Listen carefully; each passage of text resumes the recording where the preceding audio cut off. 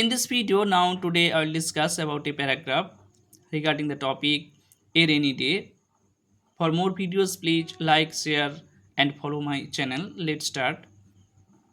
A rainy day. A rainy day is a day of both pleasure and pain. It is welcomed by all in summer season. This year I experienced such a rainy day. It was a warm day in June. I was walking to school then. Soon I saw a patch of dark cloud in the north sky. In no time, the sky was overcast. When I was only halfway, it started to drizzle. Soon it changed into a heavy downpour. I took shelter in a nearby shop. People were running for shades.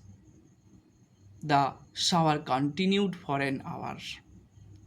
All the roads and low lying lands were flooded with water. Traffic came to a halt.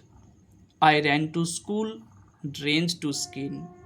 Other students also had the same fate. The headmaster declared the day as a rainy day. We came back home happily. The memory of the very day is still vivid in my mind. Now, this is the end of the paragraph.